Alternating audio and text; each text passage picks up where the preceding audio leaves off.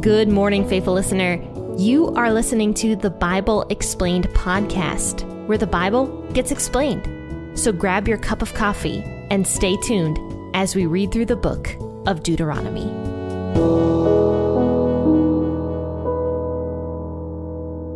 Howdy and good morning, faithful listeners. This is your host, Jenn, with the Bible Explained podcast. And today is Wednesday, so we are discussing the Old Testament today. We're going to be discussing Deuteronomy chapter 14, verses 1 through 21 today.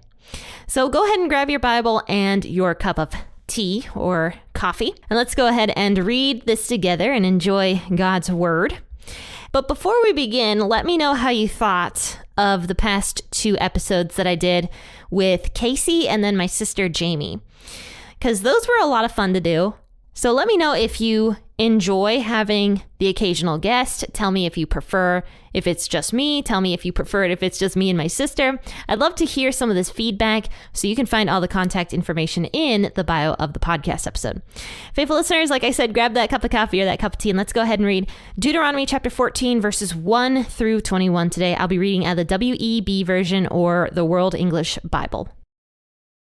You are the children of Yahweh your God. You shall not cut yourselves nor make any baldness between your eyes for the dead. For you are a holy people to Yahweh your God, and Yahweh has chosen you to be a people for his own possession, above all peoples who are on the face of the earth. You shall not eat any abominable thing.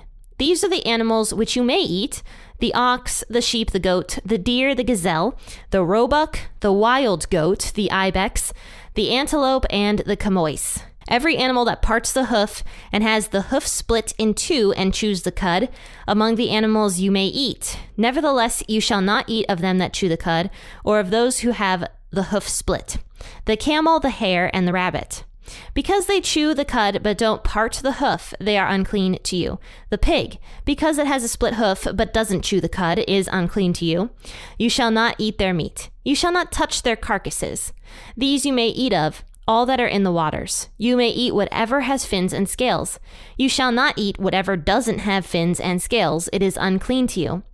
Of all clean birds you may eat, but these are they which you shall not eat: the eagle, the vulture, the osprey, the red kite, the falcon, the kite of any kind, every raven of any kind, the ostrich, the owl, the seagull, the hawk of any kind, the little owl, the great owl, and the horned owl, the pelican, the vulture, the cormorant, the stork, the heron after its kind, the hoopoe, and the bat. All winged creeping things are unclean to you.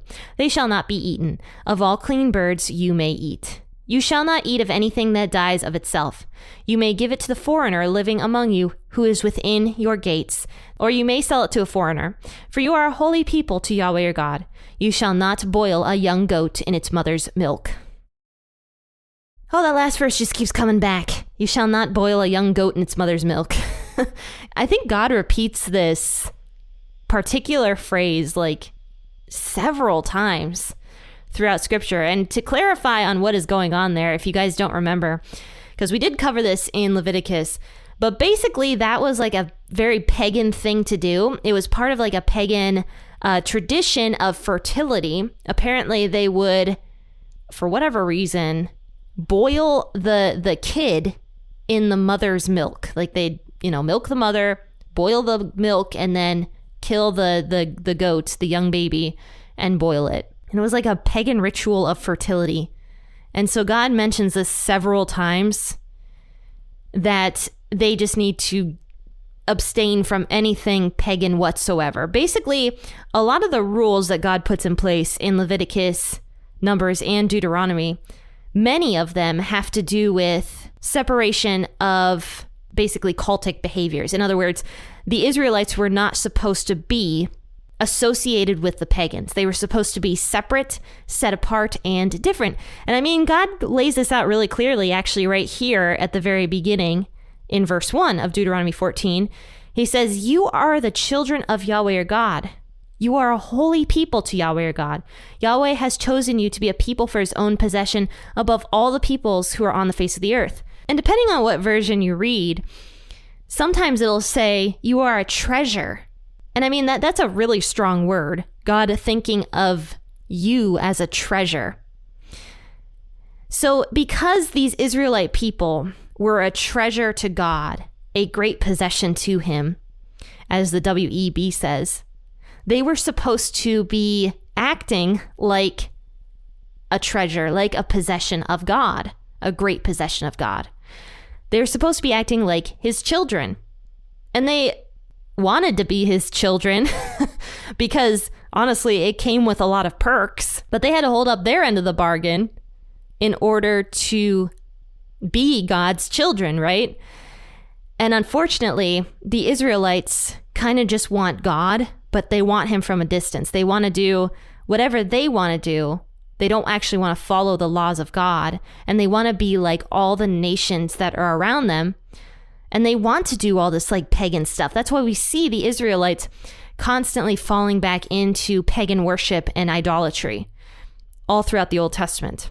And I mean, we've already seen it in Numbers. I mean, how many times did they fall into idolatry even in the book of Numbers? I think it was twice or 3 times. I mean, that's with God's presence literally there. Because it does say that God's presence never left them, like in the form of the cloud and the fire. I don't actually know. I might be wrong about this, but I think his presence only left them once. And it was after the whole idolatry with the golden calf. But I might actually even be wrong about that. It's possible that his presence was just at a distance more so than just completely leaving them. I'm not sure about that, so don't quote me. But otherwise, it basically says that God's presence was always with the Israelites, either in the form of the cloud or the pillar of fire. So, I mean, if the Israelites are going off and doing idolatry while God's presence is like literally in front of them, what's going to happen when God's presence leaves? Because once the Israelites cross over into the promised land, the pillar of fire and the pillar of cloud go away, right? I mean, God's presence was supposed to stay inside that temple. So, I mean, this was going to be tough for the Israelite people. But regardless of the fact that it was going to be tough, God still expected his people who took a vow to him to uphold their end of the bargain because they are holy, they are set apart. So they need to act differently than all the other nations. And that's what the law was. The law was how to act differently. In other words, how not to fall into evil behavior like the other pagans were doing at the time. God was showing his people basically how to live a holy life through the law. So it says, "For you are a holy people to Yahweh God, and Yahweh has chosen you to be a people for his own possession above all peoples who are on the face of the earth." And the first verse actually starts out by saying, "You shall not cut yourselves nor make any baldness between your eyes for the dead." So that sounds funky to us now, but basically all of these things were common ways for pagan mourners to express their sadness. They would shave the tops of their heads, and then they would also cut themselves. And so God is saying, because you are holy, because you are set apart, don't do this for your dead. Don't do as the pagans do. And I mean, there's a verse in the New Testament that Christians have hope when other Christians die. So we shouldn't mourn like other people do. And I mean, that's in the New Testament where Paul says that we should be expressing our sorrow differently than other people do. Because other people who have no hope, who when they lose a family member, they think they lost that family member forever, regardless of if that person was a Christian or not. But they have no hope. They have no hope whatsoever because they don't believe in God. So what Paul is trying to express to modern day Christians is that we shouldn't be mourning for the death of others the way other people do. Because even through that, we can, in a way, shine the light when people see that we are not mourning the same way as other people do. My mom is a fantastic example of this, actually, because she, in 2019, lost both of her parents within 2 months. So my grandpa died in October of 2019, and then my grandma died, I think it was December 9th of 2019. And my mom was extremely different with the way she mourned for her parents. And I'm not exaggerating when I say that. My mom actually told me, she sat me down and she's like, I'm very sad to have lost my mom just recently. And she said, but when I heard that my mom had passed away, part of me was like, wow, she did it. She went through life, she finished it, and she is in heaven. And like, I'm getting teary just thinking about it because I was very close to my grandma. But like, I don't know. I think that that was just really awesome, the way my mom handled it. It was extremely different from the way other people mourn their family members that I have seen in my lifetime. And so, I mean, I have no doubt, actually, that both my grandparents are in heaven. And I'm very, very thankful for that both my grandparents, I believe, are saved. And I know for sure my grandma was. But just watching my mom go through that and losing her parents so close together, but yet not mourning for them the way other people do, to me was a witness. Like, her faith honestly kind of made my faith a little bit stronger with that. And I mean, that's kind of what Paul is expressing, that Christians don't need to mourn the same way that other people do, because Christians have faith. They have faith that when their family members die, and if those family members are Christians, that they're going to see them again. And this is kind of the same thing with what God is expressing to his people. Here, he's saying, don't mourn like the pagans do, that have no hope for their family members that died. Don't mourn that way, because you do have hope. But moving on here in verses 3 through 20, God starts talking about how his people were once again supposed to be separated from the pagans by what they eat now. And I mean, think about this also in cultural terms. Back in these days, I can imagine that there was a lot more diseases. Animals had a lot more sicknesses. The people back in these days didn't understand about germs. They didn't understand about cooking meat to a proper temperature. They didn't understand a lot of things that we know now because of very modern science, honestly. They didn't understand about pasteurization, none of this stuff. So God is laying it out like, look, these animals, some animals are clean and others are not. And so he goes through the animals that are clean. And basically, the animals that are clean are the ones that have the hoof split and also chews the cud.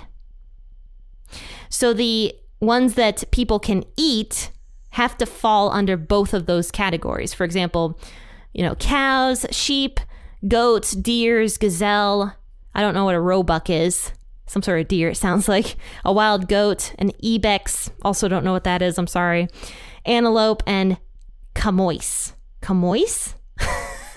What is a chamois, I wonder? I'm going to look this up.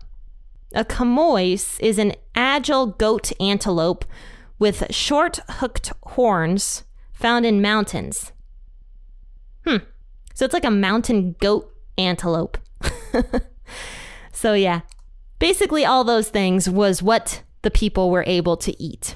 And they had to chew the cud and they had to have a split hoof. Then God goes into how if they fall into one category, then you can't eat them. For example, the pig. The pig has the split hoof, but they don't chew the cud. And I actually looked into pork.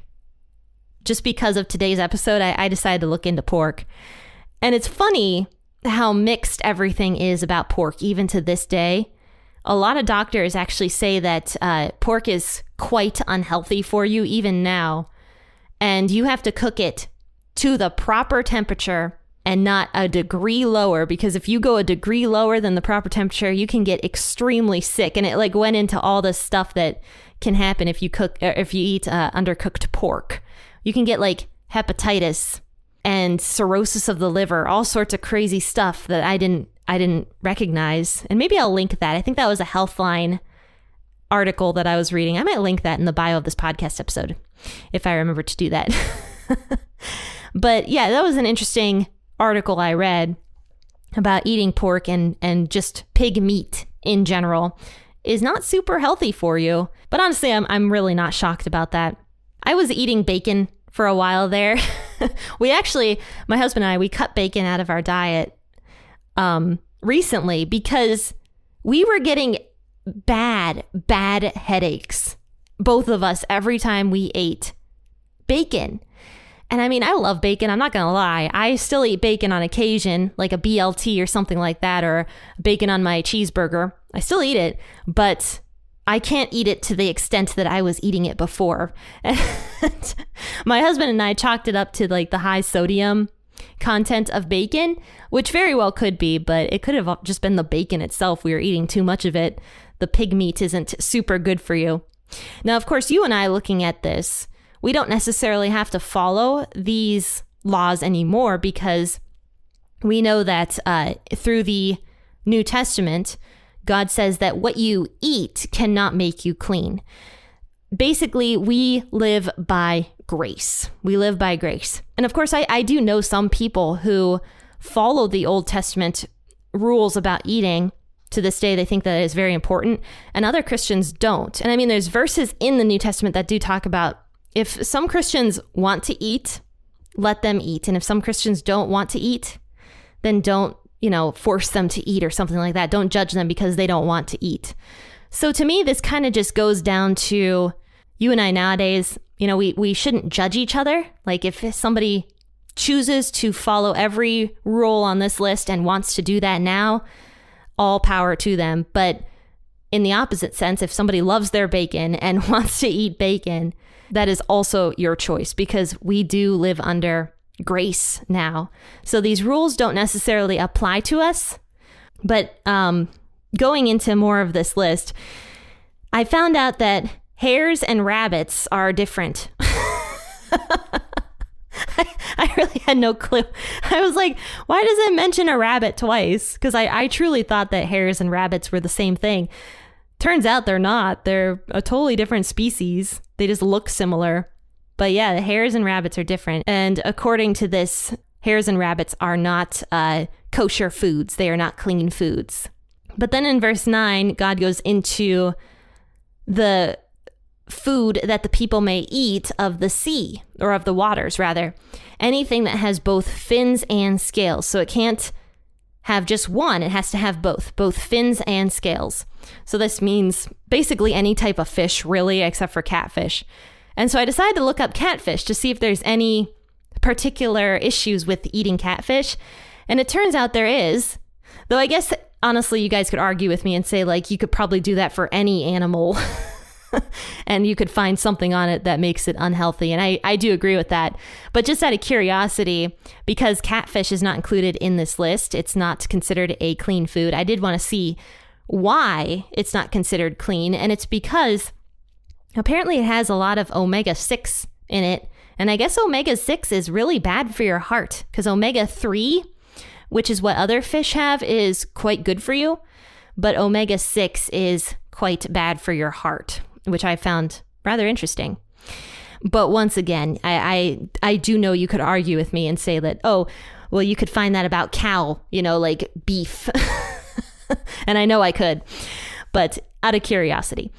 Anyway, it says basically anything that has both fins and scales of the sea or the waters you may eat. And then it goes into the birds. And the birds that are unclean, God just gives a list of. He says the ones that are unclean are basically all sorts of owls, falcons, hawks, seagulls, pelicans, vultures, storks. So it kind of looks like anything that is carnivorous out of the birds is what people aren't supposed to eat. I actually, I don't know if I've mentioned this on the podcast before, but this was really, really disturbing to me a while back. At the old house, I don't know what it was about the old house, but it was like a rabbit mating ground. We had so many rabbits at our old property. I don't know why. We always had rabbits in the yard. Like, I remember we would count the rabbits and play a game. And I remember one time there was up to like 16 rabbits in our property. And one time I was doing dishes and looking out the window, and all of a sudden I see these 2 black ravens torturing these rabbits. And they were like picking them up and throwing them. And I seriously freaked out, and I ran outside and shooed away the ravens. And like, that was really disturbing to me. I'm not joking. That was extremely disturbing. But I'm definitely digressing here. But maybe that's why God says, like, don't eat these like carnivorous birds, and ravens are included on here. Because, I mean, they probably eat just all sorts of crazy stuff. I mean, vultures, they eat roadkill that's been sitting there for like 5 days. Like, I see vultures and ravens and, you know, all these other hawks. I see them eating all sorts of crazy stuff on the side of the road. And I mean, I can imagine that that's not super good and healthy for people to consume. Though I don't know anybody that eats owl meat or seagull meat or hawk meat. I don't know anything of that, but I'm sure somewhere in the world they do. But what I found most interesting was that the bat was included in this. And we know nowadays that the bat is not a bird, but God includes it as a bird. And really, I think that's God stooping down to the level of where the people were at the time, not explaining to them that, you know, a bat is actually a mammal, but just, you know, they would have assumed that a bat, if they saw it, was a bird. They just would have.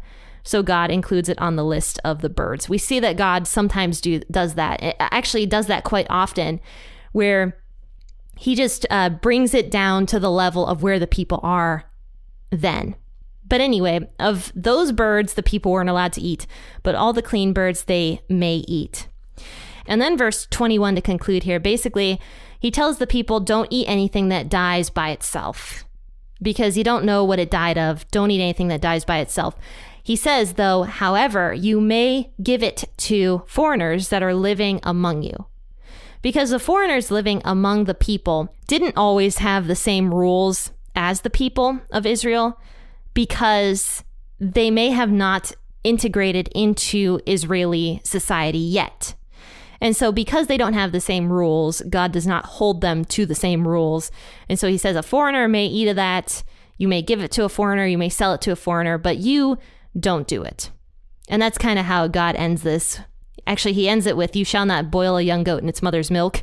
But that, once again, is just telling the people, don't live like the surrounding nations. Don't do what they do. Don't eat the same things that they eat.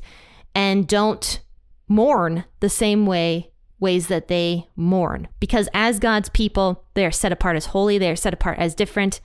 And really, same thing as you and I today. Because you and I are set apart as holy, as different, as separate, we should also be acting that way. However, we live under the New Testament promise of grace. So we do have different rules than the Old Testament law. But what I'm really trying to say is that it's not much different from the people of the Old Testament, though they were under a completely different law. It was still the same principle. Because they are holy, because they are set apart, they are supposed to be living differently than the rest of the world. Well, faithful listeners, I hope you enjoyed this episode. Please check all the links in the bio of the podcast episode. Go over to the YouTube channel and check it out and subscribe to it if you would like to. And also, if you go to the website, I'm still giving away 2 free chapters of my book, Out of the Mire, when you subscribe to the email list. But friends and faithful listeners, I just want to thank you all so much for just tuning in and enjoying this podcast episode. I love hearing from you guys. I love the notes that you send me. So I just want to take a minute to thank all of you, because I really do appreciate you guys. But you know what? Tomorrow I'm going to be in the book of John. So tune in tomorrow, 6 a.m. or whenever you wake up. Friends and faithful listeners, happy listening, and God bless.